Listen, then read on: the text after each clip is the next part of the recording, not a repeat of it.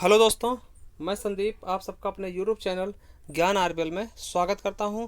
तो आज हम हिंदी का एक इम्पॉर्टेंट चैप्टर रस के बारे में देखेंगे। थोड़ा सा हम रस की जानकारी लेंगे, उसके बाद हम इसके टॉप 30 क्वेश्चंस भी करेंगे जो कि आपके आने वाले एग्जाम में बहुत ही इंपॉर्टेंट होते हैं। ठीक, रस होता क्या है? रस का मतलब आता है स्वाद। जो स्वाद हो यानी जो हमें आनंद मिलता है, जैसे हम कुछ खाते हैं उसमें हमें आनंद मिलता है, उसी तरह से जब हम कुछ पढ़ते हैं तो उसमें जो हमें आनंद आता है वही क्या कहा जाता है? रस।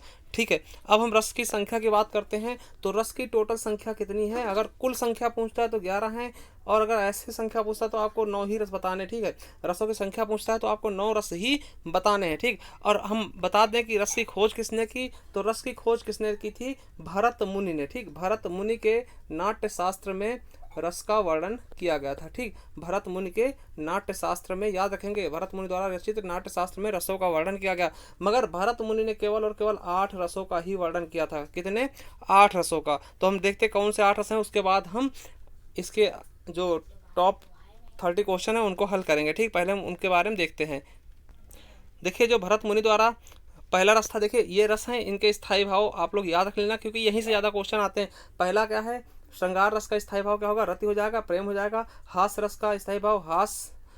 करुण रस का शोक हो जाएगा, तीसरा रस हो गया। चौथा रौद्र का क्रोध हो जाएगा, और पांचवा हो जाएगा आपका वीर रस का उत्साह हो जाएगा। ठीक, और छठा क्या है? भयानक हो जाएगा, भयानक का भय हो जाएगा। और विभत्स का जो सातवां रस है विभत्स है। ठीक, विभत्स मतलब क्या होता है? जिसका जुगुप्सा, ये पा हो जाएगा और सा हो जाएगा, जुगुप्सा या फिर घृणा हो जाएगा। और अद्भुत क्या हो जाएगा? विस्मय या आश्चर्य। ठीक, तो ये हो गए आपके 8 रस। ठीक, ये 8 रस आपके हो गए जिनकी खोज किसने की? भरत मुनि ने। ठीक, किसने की है? भरत मुनि ने। अब देखिए उसके बाद 9वां रस आया है। अब देखिए 8 ही रसों की खोज भरत मुनि ने की है, मगर रस अगर टोटल की बात करते हैं तो 11 है। ठीक, तो 9वां रस जो है, 9वां रस है वो क्या है? शांत रस। ठीक, शांत रस का स्थायी भाव क्या होता है? निर्वेद। अब बात करते हैं, जब 8 रस की खोज भरत मुनि ने की तो 9वें रस की खोज किसने की? ठीक, तो ये भी आपको जानना जरूरी है। तो 9वां रस जो हमारा शांत रस है उसकी खोज किसने की थी? तो उद्भट ने। किसने की? उद्भट ने। ठीक, तो याद रखेंगे शांत रस की खोज किसने की? तो उद्भट ने की, जिसका स्थायी भाव क्या है? निर्वेद। ठीक, अब वात्सल्य की बात करते हैं तो वात्सल्य देखिए, वैसे तो श्रृंगार रस से ही निकला है। वात्सल्य का होता है छोटे बच्चों के प्रति प्रेम होता है, और वात्सल्य का जो स्थायी भाव होता है वात्सल्य रत भी होता है। ठीक, तो इसकी खोज किसने की? देखिए 8 रसों की खोज किसने की? भरत मुनि द्वारा किया गया। 9वें शांत रस का उद्भट ने की। तो जो 10वां रस है वात्सल रस, इसकी खोज किसने की? तो पंडित विश्वनाथ ने। किसने की है? विश्वनाथ, पंडित विश्वनाथ ने। तो याद रखेंगे 9वें रस की खोज, 10वें रस की खोज जो कि वात्सल रस है, इसकी खोज किसने की? तो विश्वनाथ ने। अब बात करते हैं 11वां रस भक्ति रस। तो भक्ति रस की खोज किसने की है? देखिए इसका जो स्थायी भाव है अनुराग या देवरति है। ठीक, तो भक्ति रस की खोज किसने की? तो भानुदत्त गोस्वामी, भानुदत्त गोस्वामी ने की है। तो किसने की है? भानुदत्त गोस्वामी, या फिर आप केवल गोस्वामी याद कर सकते हैं। ठीक, या फिर आप केवल गोस्वामी ही याद करके रख सकते हैं। ठीक, तो ये स्थायी भाव हैं, इनके स्थायी भाव से ज़्यादातर क्वेश्चन पूछे आते हैं। और हमने ये भी बता दिया किस रस को किसने खोजा है। ठीक, और रसों की खोज किसने की अगर क्वेश्चन आता तो भरत मुनि ने सबसे पहले कहाँ पे प्रयोग किया?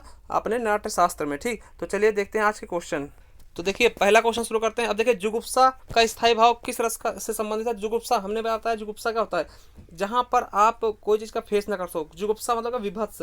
जैसे आप कहीं रास्ते में जा रहे हो, कहीं कुछ मरा हुआ पड़ा है या फिर किसी के चिथड़े उड़े पड़े तो आप उसको फेस नहीं कर सकते, वही क्या होता है? जुगुप्सा। ठीक, वो उसी का स्थायी भाव का। तो जुगुप्सा या घृणा, घृणा भी होता है। ठीक है, तो विभत्स क्या हो जाएगा? जुगुप्सा या घृणा। ठीक, तो जुगुप्सा विभत्स हमारा सही आंसर हो जाएगा। देखिए अगर आप यूपीएससी की तैयारी कर रहे हैं और आपको मूल विधि के मॉक टेस्ट की जरूरत है तो हमने मूल विधि के मॉक टेस्ट 2 करवा दिए, आप वहां पर जाकर के हमारे प्लेलिस्ट में देख सकते हैं। ठीक, अगला किस रस को रसराज कहा जाता है? किस रस को रसराज कहा जाता है? तो श्रृंगार रस को ही रसराज कहा जाता है। ठीक, श्रृंगार रस को रसराज कहा जाता है, रसों का राजा कहा जाता है। ठीक, तो याद रखेंगे। देखिए शांत रस को रसों का दास कहते हैं। ठीक, रसों का दास कहा जाता है। ठीक, क्योंकि ये शांत होता है। ठीक, तो चलिए अगला क्वेश्चन देखते हैं। मन रे तन कागज का पुतला लागे, बूंद बिनस जाय छिन में, गर्भ करे क्यों इतना? तो यहाँ पे कौन सा रस होगा? देखिए यहाँ पर कौन सा रस है? यहाँ पर एकदम शांत रस है। ठीक, यहाँ शांति से सब बातें की जा रही, तो हमारा डी ऑप्शन बिल्कुल राइट हो जाएगा। ठीक, देखिए प्रश्न में उपयुक्त रस के लिए विकल्प कौन सा होगा? देखिए चौथा क्वेश्चन है, हे खग मृग हे मधुकर श्रेणी, तुम देखी सीता मृग ने। देखिए जब जब रावण सीता को उठा के ले जाता तब राम जी हे खग पक्षियों से, मृग हिरण से, मधुकर मतलब भंवरों से पूछते हैं कि तुमने हमारी मृगनयनी जैसी सीता को देखी। तो यहाँ पर क्या है, जब राम से सीता क्या होती है, बिछुड़ जाती है, मतलब यहाँ पे क्या हो जाएगा, वियोग श्रृंगार रस। ठीक, यहाँ पे क्या हो जाएगा, वियोग श्रृंगार रस। चलिए अगला है, देख सुदामा के दीन दशा करुणा करके करुणा निधि रोए में कौन सा रस है। तो इसमें देखते हैं कौन सा रस। तो देखिए यहाँ पर कौन सा रस हो जाएगा, यहाँ पर करुण रस हो जाएगा। ठीक है, यहाँ पर कौन सा हो जाएगा, करुण रस, क्योंकि यहाँ पर सुदामा से मिल करके श्री कृष्ण क्या करते हैं, बहुत ज़्यादा रोते हैं और उनको गले लगा करके बहुत ज़्यादा रोते थे। यहाँ पे करुण रस हो जाएगा, जिसका स्थायी भाव क्या होता है, शोक। ठीक, अगला है, निस्दिन बरसत नयन हमारे। देखिए यहाँ पर क्या है, कह रहे हैं कि निस्दिन हमारे का नयन बरस रहे हैं। ठीक, तो यहाँ पर क्या रोने वोने की बात की जा रही है, यानी बिछुड़ने की बात की जा रही है। तो यहाँ पे क्या हो जाएगा, श्रृंगार रस है। ठीक, और श्रृंगार रस में कौन सा हो जाएगा, वियोग श्रृंगार रस होता, तो वो हमारा बिल्कुल राइट आंसर हो जाता। ठीक, तो यहाँ पर हमारा डी ऑप्शन बिल्कुल सही हो जाएगा। अगला, किस रस को रसराज कहा जाता है, हमने बताया किसको कहा जाता है, श्रृंगार रस को रसराज कहा जाता है।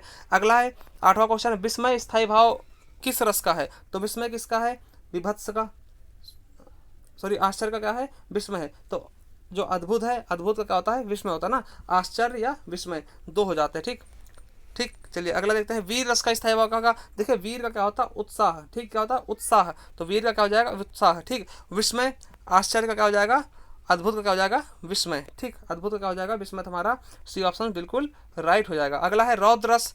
रौद्र किसका होता है, देखिए रौद्र किसका होता है स्थायी भाव, तो रौद्र क्रोध का होता है। ठीक, रौद्र किसका होता है, क्रोध का। ठीक, तो याद रखेंगे। जुगुप्सा किस रस का स्थायी भाव है, तो जुगुप्सा किसका है, विभत्स का। ठीक, तो बी ऑप्शन, सी ऑप्शन हमारा बिल्कुल राइट हो जाएगा। अगला, निम्नलिखित में से कौन सा रस विभत्स का विरोधी है। तो कौन सा रस जो है वो हमारे विभत्स रस का विरोधी है, तो किसका कौन सा है, वो श्रृंगार रस। चलिए अगला लेते हैं, करुण रस का स्थायी भाव क्या है। देखिए करुण का क्या होता है, रोना, उसमें क्या होता है, शोक होता है ना, तो हमारा बी ऑप्शन बिल्कुल राइट हो जाएगा। अगला है, अखियाँ हरि दर्शन की भूखी कैसे रहे रूप रस राची ए बतियन सुन रुखी। देखिए यहाँ पे क्या कर रहे हैं, अखियाँ जो है दर्शन की भूखी है, मतलब देखने को तरस रही हैं, है ना। तो इसका मतलब क्या है, यहाँ पर वियोग श्रृंगार के बारे में बात की जा रही है, तो हमारा बी ऑप्शन बिल्कुल राइट हो जाएगा। चलिए अगला क्वेश्चन देखते हैं, 17 से 18 तक क्या, निस्दिन बरसत नयन हमारे। ठीक, तो यहाँ पर भी वियोग श्रृंगार की बात की जा रही है कि रोज क्या होते हैं, हमारे नयन क्या हैं, बरस रहे हैं, नयनों से मतलब क्या आंसू निकल रहे हैं, तो वियोग श्रृंगार हो जाएगा। चलिए अगला है, मेरे तो गिरधर गोपाल दूसरों न कोई जाके सिर मोर मुकुट सोए, मोर मुकुट मोरो पति सोई। तो यहाँ पर देखिए, यहाँ पर मीरा कहती हैं, तो यहाँ पर श्री कृष्ण के बारे में कहा गया, तो यहाँ भी कहा जाएगा श्रृंगार रस। ठीक, तो यहाँ पर श्रृंगार रस की बात की जा रही है। ठीक, अगला है 19 नंबर, भारतीय वृत्ति का संबंध किस रस से है। तो भारतीय वृत्ति का संबंध किस रस से है, तो अद्भुत रस से। ठीक, हमारा सी ऑप्शन बिल्कुल राइट हो जाएगा। चलिए अगला क्वेश्चन है, रीत काल को श्रृंगार काल किस संज्ञा, किसने संज्ञा दी थी। तो मतलब रीत काल को जो श्रृंगार काल की संज्ञा किसने दी थी, तो विश्वनाथ प्रताप मिश्र ने। ठीक, चलिए अगला, शांत का स्थायी भाव का होता, तो शांत रस का स्थायी भाव क्या होगा, तो निर्वेद हो जाएगा, तो हमारा ए ऑप्शन बिल्कुल राइट हो जाएगा। चलिए अगला देखते हैं, भरत के रस सूत्र में निम्नलिखित में से किसका उल्लेख नहीं है। देखिए जो भरत मुनि का जो रस सूत्र है उसमें किसका उल्लेख नहीं है, तो ये हमें बताना है, तो किसका उल्लेख नहीं है, तो स्थायी भाव। ठीक, स्थायी भाव की संख्या कितनी है, जितने रस हैं उतने ही हर एक रस का स्थायी भाव भी होता है। स्थायी भाव का होता है जो शुरू से लेकर आखिरी तक उसमें होता है, तो स्थायी भाव की संख्या भी 9 हो जाएगी, रस 9 है। और संचारी भाव की संख्या कितनी है, 33। ये आप लोग याद रखना, ये पूछा था। ठीक, चलिए आगे तो विभत्स रस का स्थायी भाव क्या है, तो विभत्स रस का क्या हो जाएगा, जुगुप्सा और घृणा दोनों हो जाएगा, तो सी व डी दोनों। ठीक, सी व डी दोनों हमारा ऑप्शन हो जाएगा। ठीक, अगला संचारी भाव की संख्या कितनी है, तो हमने बताया संचारी भाव की संख्या कितनी है, 33। देखिए भरत मुनि ने संचारी भावों को उठते हुए पानी में बुलबुलों के समान बताया, जैसे कि पानी में बुलबुले उठते हैं और अपने आप क्या होता है, स्वतः विलीन हो जाते हैं, इसीलिए इनको ये भी थोड़े समय के लिए आते हैं और अपने आप स्वतः चले आते हैं। ठीक, इसीलिए इनको पानी में उठने वाले बुलबुलों के समान बताया है। ठीक, चलिए अगला क्वेश्चन, ये देखिए क्वेश्चन कई बार आया है, वाक्याम रसात्मकम काव्यम कहने वाले आचार्य हैं, किसने कहा था ये सेंटेंस, तो किसने कहा था, विश्वनाथ ने। किसने कहा है, विश्वनाथ ने। चलिए आगे देखते हैं, आगे है कि केशव कही ना जाई न कहिए देखत तव रचना विचित्र अति समझी मन ही मन रही है। देखिए यहाँ पे कौन सा रस है, तो देखिए हमने यहाँ पे देखिए विचित्र शब्द मिल गया। विचित्र मतलब क्या होता है, विचित्र मतलब क्या होता है, अद्भुत, है ना। विचित्र मतलब क्या हो जाता है, अद्भुत। तो यहाँ से हम पहचान लेंगे कि यहाँ पर क्या है, अद्भुत रस है। ठीक, अद्भुत रस। ठीक, चलिए अगला क्वेश्चन देखते हैं, जहाँ तहाँ मज्जा मांस रुचिर लाखी परत बगारे जित जित झिटके हाट से तो कहूँ कहूँ रत्नारे। ठीक, अगर कहीं पर भी मांस की बात की जाएगी, ठीक, मज्जा, ठीक, ऐसी बातें की जाएगी, वहाँ पे क्या होगा, हमेशा और हमेशा कहीं पर अगर बाज कुत्ते, सियार, ऐसे मांस, बदबू, ऐसी बातें की जाएंगी, वहाँ पर हमेशा क्या हो जाता है, विभत्स रस। ठीक, अगर आपने रस की वीडियो देखनी तो आपने हम बना रखी है एक डिटेल तरीके से, आप वहाँ पर जा करके 5-6 पार्ट में हमने बनाया है, उसे आप देख सकते हैं। ठीक, चलिए अगला है 28 नंबर है, भरत मुनि ने रसों की संख्या कितनी बताई, तो भरत मुनि के द्वारा कितनी बताई गई, 8। ठीक, उसके बाद देखिए 8 रस भरत मुनि ने बताया। फिर 9वां रस कौन सा है, शांत रस, हमने बताया शांत रस 9वां रस है, जिसकी खोज किसने की, उद्भट ने की थी। ठीक, और 10वां रस कौन सा है, वात्सल रस है, जिसकी खोज किसने की है, वात्सल रस का विश्वनाथ ने। ठीक, और 11वां रस कौन सा है, भक्ति रस, जिसकी खोज किसने की थी, गोस्वामी ने। ठीक, तो याद रखेंगे ये टोटल अब 11 हो गए हैं, मगर क्वेश्चन आएगा कि रसों की संख्या कितनी है, तो आपको 9 ही बताने। ठीक, अगला किस रस का स्थायी भाव निर्वेद है, तो किसका, शांत रस का स्थायी भाव क्या है, निर्वेद है। ठीक, चलिए क्रोध किस रस का स्थायी भाव है, तो क्रोध किसका है, रौद्र का। रौद्र का क्या है, क्रोध है। ठीक, रौद्र का स्थायी भाव क्या है, क्रोध। ठीक, चलिए अगला देखते हैं, अमरस क्या है। देखिए अमरस क्या है, देखिए ये काव्य दोष भी नहीं है। ठीक, ये गुण भी नहीं, अलंकार भी नहीं, क्या है, संचारी भाव। ठीक, 33 संचारी भावों में अमरस भी एक संचारी भाव है।